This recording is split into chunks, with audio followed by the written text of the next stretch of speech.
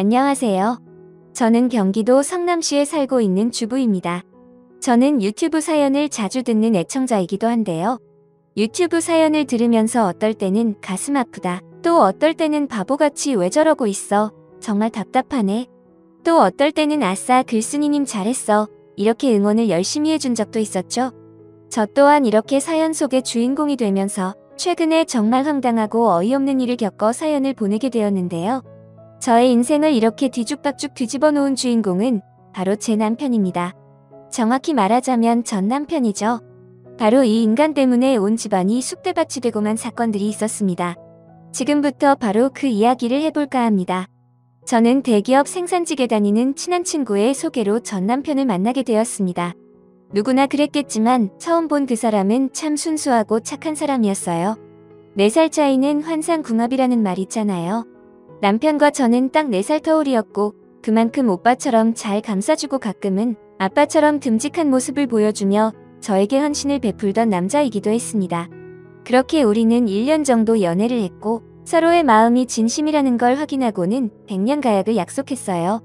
아직 둘 다 재정 상태가 완벽하지 않았기 때문에 서울권에 집을 구할 만큼의 돈은 되지 않아서 서울 근교의 전세집을 얻어서 살기로 했습니다. 양가 부모님도 누구 하나 반대하는 사람 없이 저희의 결혼을 축복해주고 응원해주셨죠. 결혼을 해서도 남편은 언제나 한결같은 사람이었습니다. 저뿐만 아니라 제 부모님에게도 항상 먼저 안부 전화를 먼저 하고 어디 아프신 데는 없는지 뭐 필요한 건 없는지 정말 아들처럼 잘 챙겨주기도 하는 사람이었죠. 저는 이런 남편이 있어서 얼마나 흐뭇하고 든든했는지 모릅니다. 남편은 대기업 생산직에 다니고 있었는데 항상 퇴근하면 집에 와서 집안일도 열심히 도와주기도 했어요. 그런 덕분인지 결혼한 지 얼마 되지 않아 소중한 생명이 연달아 찾아오게 되었고 우리는 내 식구가 될 수 있었답니다. 첫째는 아빠를 닮고 둘째는 저를 닮은 토끼 같은 아이들을 보며 저희는 미래를 꿈꾸며 살았죠. 그렇게 남들이 부러워할 만한 가정을 꾸리며 9년을 살았습니다. 하지만 9년째부터 남편이 점점 변하기 시작하더군요. 무슨 이유 때문인지 술을 먹고 집에 들어오는 날이 많아지기 시작했어요. 그 전까지는 일주일에 한 번 정도 술을 먹었던 사람이 갑자기 매일같이 술을 먹고 오기 시작했고 집에 와서도 술에 취해 들어와 진상을 피기 시작했어요. 뭐야? 이 집에 가장이 왔는데 다들 나와보지도 않고 자는 거야? 아휴, 여보 또 술 마셨어? 왜 자꾸 동네 시끄럽게 소리를 지르는 거야? 창피해 죽겠어 정말. 또 옆집에서 쫓아오면 어쩌려고 그래? 당신 내가 만만해? 내가 만만하냐고? 어디 집안에 기둥이 들어왔는데 지적질이야? 다 오라고 해봐. 오늘 내가 얼마나 무서운 사람인 줄 보여줄 테니까. 이렇게 주사를 밥 먹듯이 부리기 시작했습니다. 참 다정한 사람이었는데 시간이 지날수록 그마저도 사라져가는 것 같아서 점점 남편에 대한 원망과 실망감이 쌓이기 시작하더군요. 그렇게 점점 지쳐가고 이놈의 인간을 어떻게 해야 하나 머리를 쥐어짜고 있을 때 결국 사건이 터지고 말았습니다. 갑자기 경찰서에서 제게 전화가 오는 겁니다. 아, 예, 여보세요? 박민규 씨 댁 맞으시죠? 네, 맞는데 누구시죠? 아, 여기는 경찰서입니다. 서로 잠깐 와주셔야겠어요. 네? 저희 남편한테 무슨 일이 있나요? 네, 남편분이 음주운전하시다 사망사고를 일으키셨어요. 지금 경찰서에서도 조사 거부하시고 행패를 부리고 있고요. 지금 바로 와주셔야 할 것 같습니다. 전화를 끊자마자 머리를 후라이팬으로 띵 하고 한 대 맞은 것 같았습니다. 제 남편이 사람을 죽였다니요? 음주운전이라니요? 이 썩을 놈의 인간이 언제 한번 사고 제대로 한번 치겠다 싶었는데 정말 대형 사고를 치고 만 거였어요. 그대로 경찰서로 달려가니 술에 만취되어 정신을 못 차리는 남편이 있었고 저 상태에서 어떻게 운전대를 잡았나 생각이 들 정도로 인사불성으로 엎드려 누워있더군요. 형사님에게 들어보니 횡단보도에 지나가던 70세 할아버지를 미처 발견하지 못하고 음주사고를 냈다고 했습니다. 그분은 곧바로 병원에 옮겨졌지만 워낙 피를 많이 흘리는 바람에 결국 사망 판정을 받았다고 했어요. 하늘이 무너질 것만 같더군요. 도대체 앞으로 어떻게 해야 할지 막막하기만 했습니다. 남편은 몇 시간 후 겨우 정신을 차렸어요. 자신이 음주운전으로 큰 사고를 쳤다는 걸 알고는 그냥 자포자기하는 것 같았어요. 술이 깨서야 제게 용서를 구했습니다. 여보, 내가 미안해. 요즘 사는 게 우울하고 술 없이는 버틸 수가 없어서 매일같이 술을 먹고 다녔는데 결국 이렇게 제대로 사고를 쳐버렸네. 하, 내가 저지른 죄에 대해서는 책임을 져야지. 애들 좀 잘 부탁할게. 정말 미안해, 여보. 남편은 뒤늦게 제 앞에서 후회의 눈물을 흘렸습니다. 알고 보니 그동안 이렇게 술을 먹었던 이유는 믿었던 친구한테 저 몰래 5천만 원을 빌려줬었는데 그 친구가 그 돈을 받고 잠수를 타버렸다고 했어요. 그 돈은 저 몰래 대출받아서 빌려줬던 돈이었는데 믿었던 친구한테 배신을 당하니 그 돈은 그대로 남편이 갚아야 했고 친구에 대한 배신감 때문에 많이 힘들었다고 했습니다. 남편한테 사기쳤던 친구는 우리 결혼식에서 사회를 봐줄 정도로 각별했던 친구였기에 남편의 상실감은 더 컸던 걸로 보였어요. 결국 남편은 2년형을 선고받고 구속이 되었습니다. 음주운전의 소중한 생명을 앗아갔는데 겨우 2년이라고 생각하신 분들도 많으실 텐데요. 바로 그 이유는 유족과 저희가 합의를 했기 때문이었죠. 항상 사위는 아들이 아닌 백년 손님이라고 온 정성을 다해서 놀러갈 때마다 상다리 휘어지게 밥을 차려주시던 저희 엄마가 1억을 도와주셨고 제가 모아둔 돈을 보태 총 2억으로 합의를 해서 간신히 이렇게 형량을 줄일 수가 있었습니다. 남편은 면회를 갈 때마다 처음에는 받아주지도 않더니 1년쯤 지나고 나서 남편의 얼굴을 처음 볼 수 있었어요. 얼굴은 이미 수염으로 얼룩덜룩 초췌해져 있는 상황이었고 사람이 눈에 생기가 전혀 없더라고요. 그래도 남은 1년 동안 자신도 많이 반성하겠지 하며 끝까지 찾아가서 이야기도 해주고 긍정적인 말도 해주곤 했지만 별다를 게 없었어요. 그래도 나오면 많이 나아질 거야 라고 생각을 했죠. 하지만 제 생각이 완전히 엇나갈 줄은 꿈에도 몰랐어요. 이 인간이 2년 후 나오자마자 세상을 어찌나 막 살던지요. 전과자라는 낙인이 찍혀 꼬리표가 붙다 보니 직장을 다니는 것도 구하는 것도 어려워졌는데요. 그러다 보니 막노동이나 택배, 상하차 이런 일만 하면서 겨우 생활을 했습니다. 하지만 그게 어디 쉬운 일인가요? 하루 나가서는 힘들다고 안 나가고 이러기를 반복하더라고요. 온전히 제가 일해서 버는 수입으로 애들 교육비며 대출금을 감당해야만 했습니다. 주머니에 10,000원짜리 한 장만 있으면 밖에 나가서 술을 사오는 사람이었어요. 퇴근하다 들어오면 거실에 술병이 여기저기 둥그러져 있었고 집에서 하소연을 하도 해대니까 아이들이 아빠 싫다는 이야기까지 나오기 시작했어요. 본인도 좋은 대기업에 다니다가 제대로 된 직장을 구하기 힘들다 보니 이 사회에 원망이 가득 차 보였습니다. 열심히 하려고 해도 이 사회가 받아주지 않으니 점점 망가져만 가더군요. 술을 마시는 것까진 좋았습니다. 그런데 꼭 어디에선가 사고를 치고 있다는 게 문제죠. 길거리에서 자는 거 물론 옆집 가서 두드리기, 지나가는 사람들에게 소리 지르기, 지갑이며 휴대폰이며 다 버리고 오기, 술집 문 닫아야 하는데 진상 부리며 안 나가기 등등 아주 진상짓은 혼자 다 하고 다니더군요. 그때마다 남편을 데리고 가서 사과를 하고 다니느라고 제 허리가 펴질 날이 없었습니다. 한 번은 제가 너무 힘들어 울면서 남편한테 부탁을 한 적도 있었어요.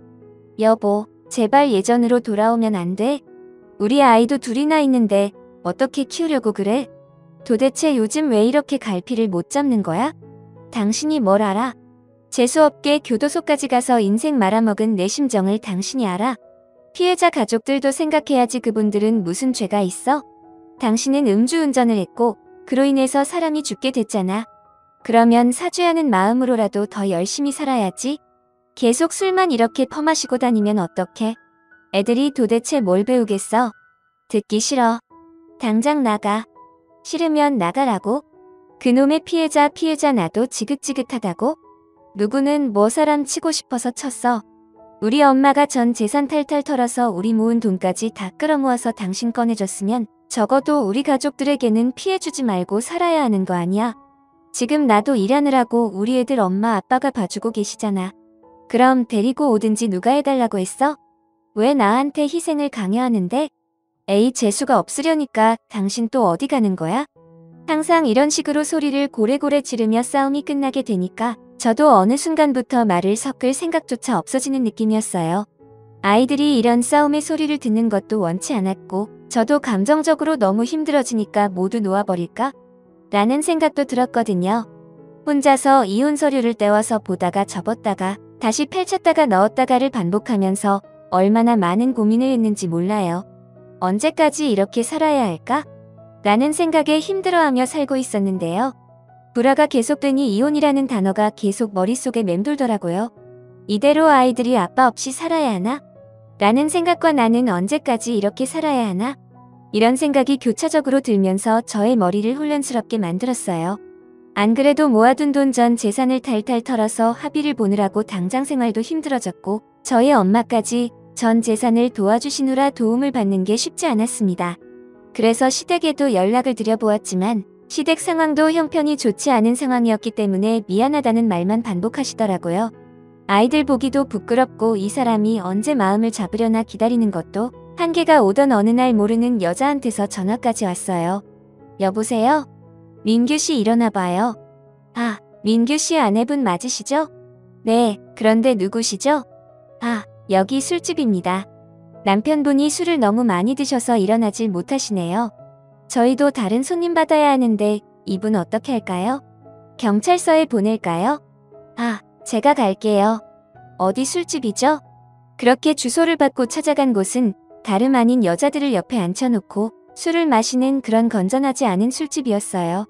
어쩜 저한테 이런 상처를 안겨주는지 술 냄새가 진동을 하고 화장이 짙은 여자들이 저를 수군대며 쳐다보는 것 같았습니다. 제가 이런 취급을 받으면서까지 결혼 생활을 이어가야 할지 말 그대로 칠흑 같던 어둠 속에 갇혀있는 그런 느낌이 들었네요. 야, 박민규 일어나. 아이씨, 뭐야? 당신이 여기 왜 있는 거야? 이 바보야. 내가 너 때문에 속 터져서 못 살겠다. 빨리 일어나지 못해? 뒤에서 수군덕대는 여자들을 뒤로하고 남편을 들쳐매고 나오는데 그만큼 수치스러울 수가 없었습니다. 집에 가서 쿨쿨 잘도 자는 남편을 보면서 발로 한 대 확 걷어차버렸죠. 다음날 일어나자마자 남편 놈이 깜짝 놀라더군요. 제가 짐을 싹 싸서 거실에 내놓았거든요. 그리고 이혼장을 그놈에게 던져버렸죠. 이게 무슨 짐이야? 나가. 갑자기 나가라니? 어제 일 때문에 그래? 갑자기 왜 그래? 갑자기라고? 나 당신 정말 많이 참아줬어. 그래도 우리 애들 아빠니까 정신 차리겠지? 내가 더 신경 써줘야지 하면서 봐준 게 벌써 몇 년째야? 내가 내 식모야? 나도 이제 할 만큼 했어. 당장 이 집에서 나가라고. 왜 이래? 나 당장 어디서 살라고? 당신은 그게 문제지? 내가 왜 이러는지 물어보지 않고 앞으로 어디서 살 건지 걱정부터 하는 사람이 당신이란 종자야. 당장 도장 찍고 나가. 나는 당신 같은 사람하고 절대 같이 못 살아. 여태까지 결혼 후 9년 동안 우리 가족, 우리 친정 식구들에게 너무 잘해줘서 지금껏 참고 살았는데 더 이상은 나도 못 해먹겠다.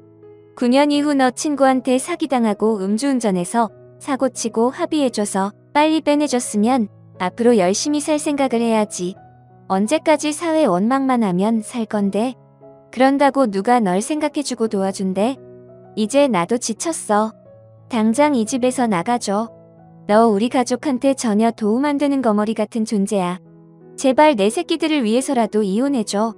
그게 우리 남은 가족들이 살 길이야. 저는 정말 냉정할 정도로 남편에게 말을 해버렸습니다. 그렇게 하지 않으면 남편이 이혼을 안 해줄 것만 같았거든요. 저와 아이들은 어떻게든 살아야 했습니다. 그 인간 하나 때문에 아이들의 인생을 망칠 수는 없었으니까요. 남편은 제 말에 상처를 받았는지 고개를 숙인 채 집을 나가더군요. 그렇게 남편을 내쫓아버리고 2달 정도 남편 없이 혼자 아이들을 키우며 지냈습니다. 힘든 부분도 많았지만 사고치는 인간 하나 없어졌다고 마음은 편하기도 했죠. 그런데 문제는 아이들이었어요. 아이들이 워낙 아빠를 찾고 보고 싶다고 하는데 그럴 때마다 제 마음이 미워지는 것 같았습니다. 이 아이들이 무슨 잘못이 있길래 아빠 없이 살아야 하는 건지 그 인간이 더욱 미워지기도 했죠. 그런데 어느 날 남편이 돈 500만 원을 들고 다시 저를 찾아오더군요. 제 앞에서 무릎을 꿇고 저에게 싹싹 빌며 이야기를 꺼내기 시작했어요. 여보, 나 그동안 혼자 생활하면서 많은 걸 느꼈어. 이 세상이 혼자서 얼마나 살아가기 힘든 곳인지 그리고 무엇보다 가족이라는 존재가 얼마나 소중한 건지. 나 이렇게 우리 소중한 가족 잃고 싶지 않아. 나에게 한 번만 더 기회를 줘. 다시는 술을 먹고 사고치거나 전처럼 가장으로서 무능력하게 행동을 하면 그때는 당신이 무슨 짓을 해도 겸허히 받아들일게. 그러니까 제발 우리 아이들을 위해서라도 마지막으로 받아주면 안 될까? 이렇게 부탁할게. 남편은 이렇게 말을 하며 가슴을 치며 오열을 했어요. 그리고 그 모습을 본 아이들이 아빠 울지마 라고 하면서 안아주더군요. 남편은 그동안 일용직도 나가고 밤에는 대리운전도 뛰면서 차곡차곡 돈을 모은 것 같아 보였습니다. 그렇게 500만 원을 만들어서 제게 뭐라도 보여주고 싶어 현금 뭉치를 들고 찾아온 거였어요. 이 이야기를 듣고 저도 정말 많은 생각을 했습니다. 받아준다고 한들 달라질까? 그래도 착실하게 모아온 거 보면 정신을 차린 걸까? 이런 생각이 교차적으로 들었고 한편으로는 아이들이 아빠에게 다가가 하는 행동들을 보며 흔들릴 수밖에 없었죠. 그래서 남편에게 다시는 술을 먹거나 사고를 치면 어떤 이유에서든지 이혼에 동의를 합니다. 라는 각서를 받고 남편을 다시 받아들이기로 했습니다.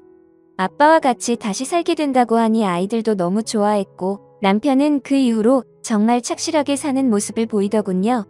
그렇게 1년 동안 저희 가족에게 충실하는 모습을 보이니까 저도 차차 믿음이 가기 시작했어요. 저희 부모님도 다시 예전으로 돌아온 듯한 남편의 모습에 다시 마음을 열기도 했고요. 그러던 어느 날 갑자기 저에게 청천벽력 같은 소리가 들려왔습니다. 어느 날 아빠에게 전화가 온 건데요. 저희 부부에게 갑자기 집으로 건너오라는 말에 헐레벌떡 달려갔습니다. 아빠 무슨 일이에요? 갑자기 오라고 하셔서 너무 놀랐어요. 너희 둘에게 할 이야기가 있다. 사실 너희 엄마가 폐암이라고 한다. 그동안 그냥 기관지가 약한 줄로만 알았는데 속에서는 암세포가 생겨나고 있었나 보다. 네? 폐암이라뇨? 갑자기 그게 무슨 말이에요? 지금 얼마나 악화되었다는데요? 다행히 아직은 생명에 지장은 없을 정도라고 한다. 하지만 항암 치료를 받으면서 꾸준히 관리를 해주어야 희망을 가질 수 있다고 하니까 너희들도 그렇게 알고 있어. 그래서 이제부터 이회비도 엄마하고 같이 요양하면서 지내려고 한다. 그래도 너희도 자식들이니까 알아야 한다고 생각해서 부른 거다. 엄마한테는 너무 속상한 티 내지 말고. 엄마의 암 소식을 들은 저는 정말 그야말로 하늘이 무너지는 것 같았습니다. 왜 나에게, 아니 우리 가족에게 이런 일이 생긴 건지 믿고 싶지도 않았죠. 항상 저희에게 따뜻한 온정을 베풀어 주시던 엄마에게 왜 이런 일이 발생한 건지 의아할 뿐이었습니다. 불행 중 다행이라고 말기까지는 아니었기 때문에 엄마를 다시는 못 볼 상황은 아니었어요. 다행히도 엄마는 오래전 암보험을 가입해 놓으신 상태라 치료받으시는 데는 전혀 문제가 없었습니다. 제일 중요한 건 엄마의 의지였어요. 완치될 수 있다는 의지 말입니다. 그래서 저는 시간이 날 때마다 엄마를 찾아가 항상 좋은 말을 해주었고 응원도 해주었어요. 남편도 마찬가지였고요. 엄마 다리도 주물러주고 어깨도 주물러주면서 우리 장모님 힘내세요. 제가 앞으로 장모님 병원 가실 때는 운전기사 해드리겠습니다. 라고 말을 하며 든든하게 옆을 지켜주었죠. 그 모습을 보니 정말 예전에 착하고 든든했던 남편으로 돌아온 것만 같아 너무나도 고마웠습니다. 그렇게 엄마는 저와 남편의 응원을 받고 치료를 해나가기 시작했습니다. 처음에 고통스러워하는 엄마의 모습을 보며 제가 마치 암 걸린 환자처럼 보는 게 너무 힘들더군요. 그래도 엄마는 꿋꿋이 이겨나가시려고 노력을 하셨습니다. 그렇게 하루하루 엄마가 좋아지시기를 바라고 또 바랬죠. 저랑 아빠는 아무래도 직장을 다니던 상태이다 보니까 엄마와 같이 병원을 가지고 옆에서 케어해줄 사람이 남편밖에 없었는데요. 엄마도 아들처럼 생각하고 의지했고 남편도 워낙 잘 따르고 잘 지냈기 때문에 마음 놓고 직장 일에 집중할 수 있었어요. 엄마도 남편이 병원 가서 치료를 받을 때마다 동행해주니까 너무 편하다고 하시면서 어찌나 좋아하시던지요. 든든한 아들 같다면서 칭찬을 입에 마르도록 하셨다니까요. 남편도 그 이야기를 들으면 뿌듯해하곤 했습니다. 그런데 역시 사람의 천성은 변하지 않는다는 말이 사실이었던 걸까요? 얼마 뒤 가슴을 찢어지게 하는 사건이 또다시 벌어지고 말았습니다. 엄마가 어느 날 현금을 찾으려고 은행에 갔더니 1억이 들어있어야 할 통장에 3천만 원밖에 없다고 하소연을 하기 시작하셨어요. 예, 하영아 이상하다. 돈이 분명히 보험금 받은 것까지 1억 정도가 있었을 텐데 통장에 3천만 원밖에 없다. 네? 정말요? 그럴 리가요? 어디 다른데 이체하거나 그러신 거 아니에요?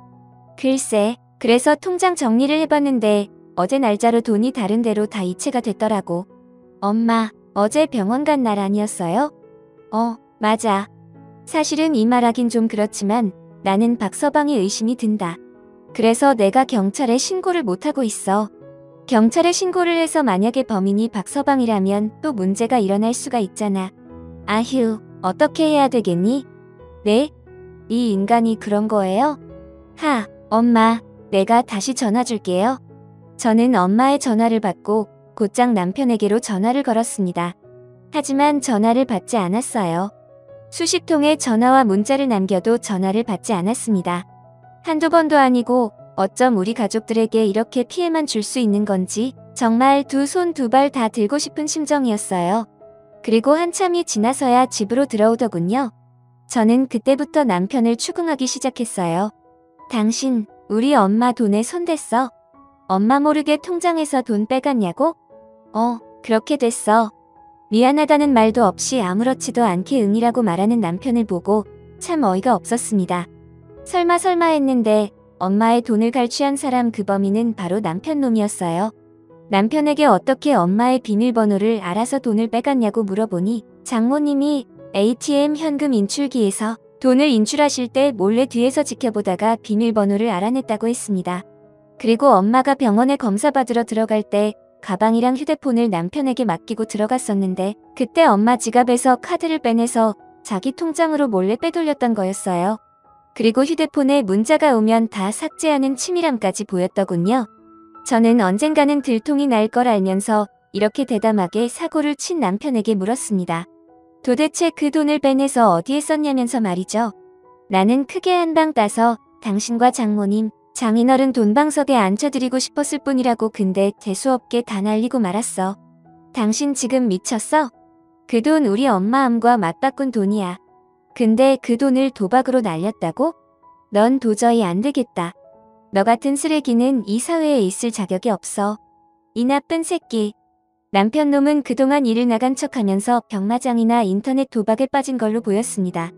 그래서 여기저기서 사채를 쓰다 터지는 바람에 엄마 통장에 돈을 손을 댔고 들킬 걸 각오하고는 자기 통장으로 거액을 이체해 마지막으로 인터넷 도박을 했다고 하더군요.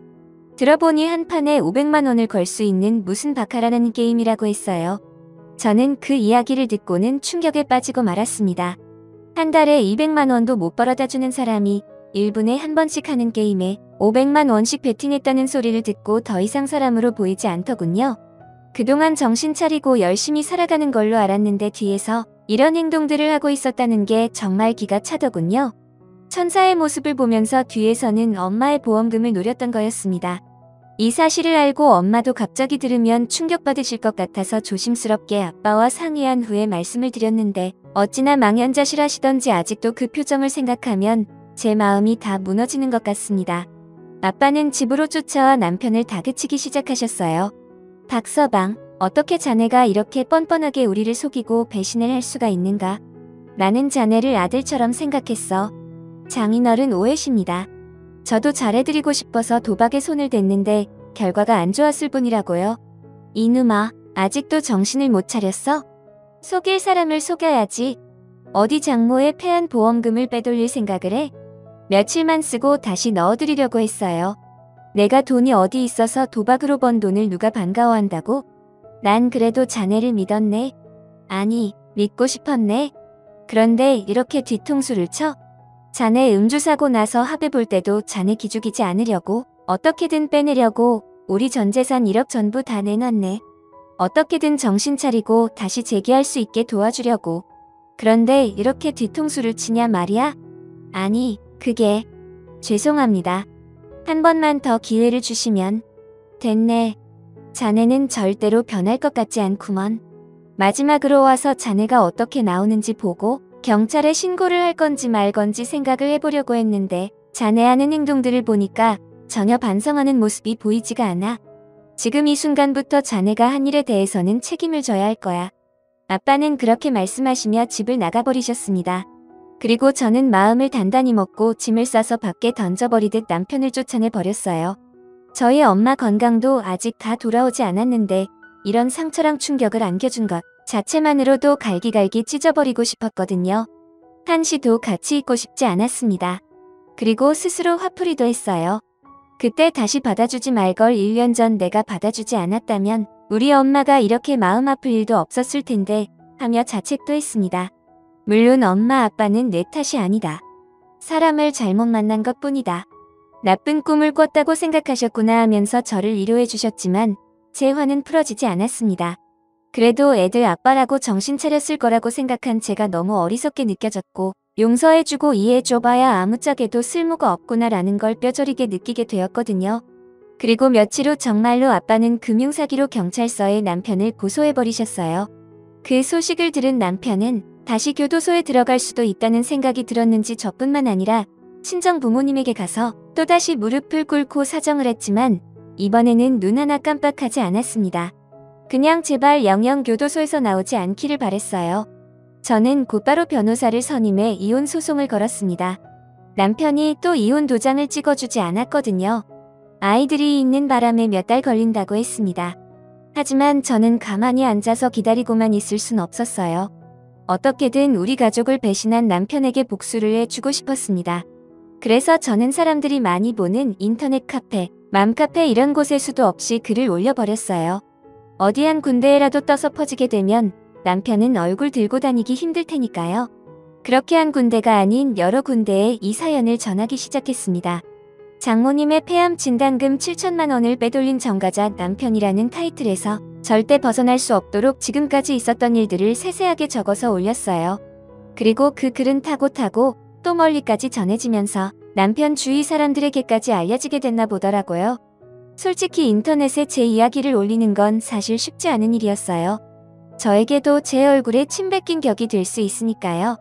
하지만 제 얼굴에 먹칠을 하더라도 이 사람이 한 만행을 전 국민에게 알리고 다시는 그런 짓을 저지르지 못하게 만들고 싶었어요. 어떻게 자신을 아들처럼 생각해준 장모에게 그런 짓을 저지를 수가 있습니까? 남편은 자기 지인들에게 얘기를 들었는지 며칠 뒤 전화가 오더군요. 야, 내가 인터넷에 글 올렸어? 당신 미친 거야? 지금 내 주변 사람들이 나인 거 다 안다고. 뭐, 증거 있어? 왜, 그런 파렴치하니 당신밖에 없으니까 찔리는 거야? 이게 말이면 다인 줄 아나? 내가 어떻게 하면 저거 내려줄 건데. 내려줄 생각이었으면 놀리지도 않았어. 우리 가족이 느꼈던 그 충격과 허망함을 당신도 그대로 느껴보길 바래. 당신 정말 미쳤어? 나 이러면 당신하고 못 살아. 못 살아. 아니, 내가 안 사는 거야? 당신이란 사람 지긋지긋하고 이제 나는 더 이상 아무 미련도 없어. 다시는 우리 애들 볼 생각하지도 말고 집 근처에도 얼씬도 하지 마.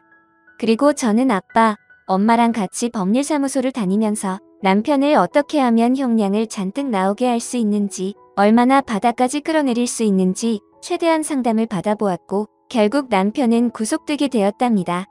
그리고 이혼 소송도 마무리되어 친권 양육권도 제가 다 가지고 와서 아이들에게 안 좋은 꼴을 보일 일도 없게 되었어요. 구속되기 직전에는 얼마나 구체하게 연락을 하고 매달리던지요. 당신이 한 번만 나 봐줘. 좋게 합의해주면 구속까지는 안 갈 수 있잖아. 나 이제 아이들한테 희생하는 좋은 아빠가 될 수 있어. 돈도 열심히 벌어올게. 아니, 난 당신에게 몇 번이나 이야기했어. 한 번도 당신은 들어준 적이 없었지. 나한테 그러는 건 다 참을 수 있지만 우리 아이들에게 상처 주고 우리 부모님 가슴에 대못 박은 너라는 사람 절대 용서 못해. 그때 엄마한테까지 손 벌려가며 꺼내주는 게 아니었는데 그래도 아빠라고 옆에 있으면 도움이 되겠지. 아이들에게 필요하겠지 생각했던 내가 너무 어리석었어. 다시는 연락하지 마.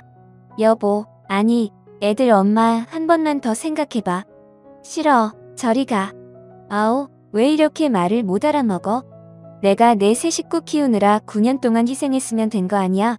내가 뭘 잘못했는데? 정말 당신 말 웃기게 한다. 9년 동안 나는 놀았니? 혼자 육아하고 술 마시고 들어오는 당신 뒷바라지 하느라고 내가 아주 늙어버렸어. 이제 나도 지긋지긋해. 안 그래도 이혼 생각 들던 찰나에 아주 미련 없이 떠나게 해주는구나. 이렇게 저는 매정하게 이 남자를 떠나보내고 새로운 삶을 시작하기로 했습니다. 이런 사람이라는 걸 미리 알았더라면 어떻게 되었을까요? 주변에서는 좋은 혼자리 알아봐 준다고들 이야기하는데 사실 저는 이제 결혼이라는 게 두렵습니다. 한 가정에 소속되면 잃게 되는 것들이 왜 이리도 많은지 또한 변할 거라는 보장도 없고요. 조강 찢어버리는 남자들은 차고 넘쳤다고 하지만 이렇게 아들같이 생각해준 장인 장모에게 폐륜을 저지르는 남자는 난생 처음 보는 것 같네요. 제 인생에 이런 일이 생기다니 정말 재수없다고 생각할 때도 있었지만 이런 쓰레기 같은 남자 걸으라고 하늘에서 시험을 내준 거라고 생각하고 긍정적으로 살아보려고요. 아이들도 아빠를 안 본 지 오래됐는데도 한 번도 찾지 않는 걸 보면 아이들도 어느 정도 철이 들었나 봅니다. 아마 그놈은 다시 풀려나온다고 해도 전과 이범이라는 꼬리표가 평생 붙어서 따라다닐 거예요. 음주운전으로 허무하게 다른 가정의 한 아버지의 생을 무참히 뺏어간 거, 가정의 소홀해 저를 싱글 마음으로 만들고 우리 토끼 같은 두 아이 아빠 없이 자라게 만든 거 자식처럼 생각하고 모든 것을 주고 후회하지 않았던 저희 엄마를 무참히 배신하고 버린 것에 대해서 앞으로 더욱 혹독하게 그 대가를 치렀으면 좋겠네요. 아마 전 남편 놈은 소중한 사람들을 모두 잃고 외롭게 지낼 겁니다.